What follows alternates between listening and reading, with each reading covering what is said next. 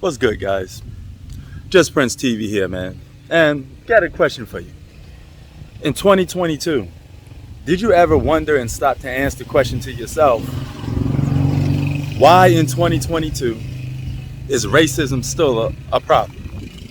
Why is the color of somebody's skin a problem in this day and age, in this era, where you got people of all different races marrying each other, having kids?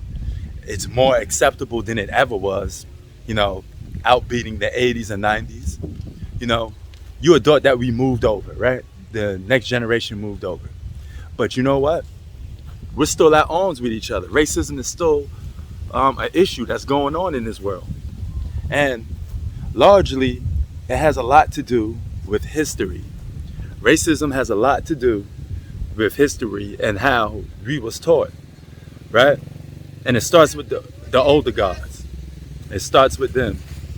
And it starts with the fact that they learned from their ancestors the old racist ways, and they pass it on from generation to generation. You know, now there's only a certain few that could break out of that, all right? But look at it. The world got so loose to a point where you got transgenders. You got guys dressed up as girls. That's more accepted than it was in the 80s and 90s. Okay? So times has changed, but more they stay the same, right? And here's one of the main reasons. Racism always pretends to the lighter skin, the person of a white descent, because white people rather is do media, sports, entertainment, movies, social media, you name it. White people are praised more, okay? They're the majority. So they're already sitting on, cloud nine. And then they teach these racist ways to allow the other people to make other people think that other races don't matter. Like Asians don't matter. Blacks don't matter. Latinos don't matter. Even in the Bible, if you look at the Bible, which is man-made, I'm not saying God doesn't exist, but if you look at the Bible, you would notice one day that it favors white people. White people are still put on a high pedestal even in the Bible. The thought of even saying God is black or Indian or someone of another race, people think you crazy. They start laughing at you. Because how could somebody of a darker skin complexion be on such high regards? So when you look at stuff like that, that makes people favor a person of a lighter skin complexion. Here's a perfect example. I'm here right now in the Philippines, right?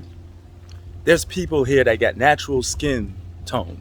The natural skin tone of Filipinos is no different from like a Steph Curry or a Allen Iverson. People with that skin complexion, which we call light-skinned brothers, right? Well, guess what? Being light-skinned over here is a form of racism. They get treated differently. So what do? They got soaps in their supermarkets that they bleach their skin with to try to come super white so they won't get teased. Now you know why a lot of Filipinos have white skin when they're normally not supposed to. It's because they bleaching their skin, all right? They're not happy in their own skin, all right? They don't even like who they are. It's because they was taught from a very young age not to accept anything of a darker skin complexion. Something bad, evil is black, a black cat, evil. Anything darker, people are perceived to look at it as negative and bad. It's embedded in the head. That's where racism comes from. It's how you perceive things because you watch stuff in the media. You let the media brainwash you, and everybody's a victim of the media. You say, oh, I'm not influenced by stuff I see on TV. Yes, you are. That's why you tune into it every single day. Some of you can't even separate the fact that it's actually entertainment. You watch a gangster movie, it's only a matter of time that you want to be that gangster. You idolize that gangster to a point that you want to live that same street life.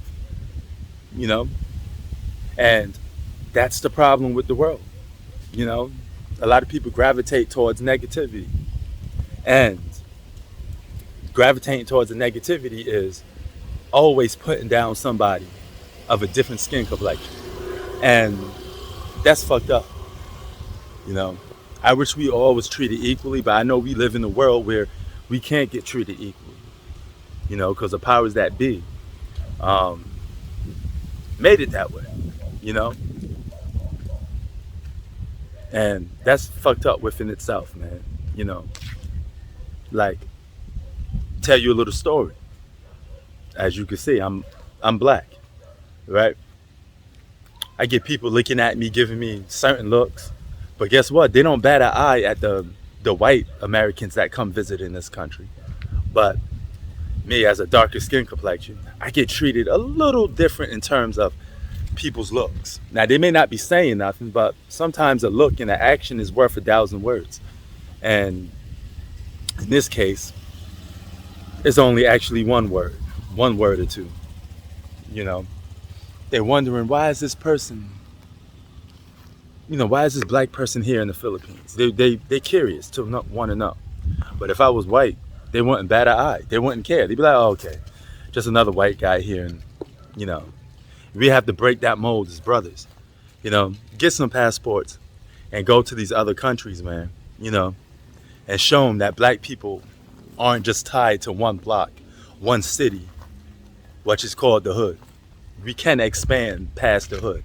There's life outside the hood. I'm a perfect example of that.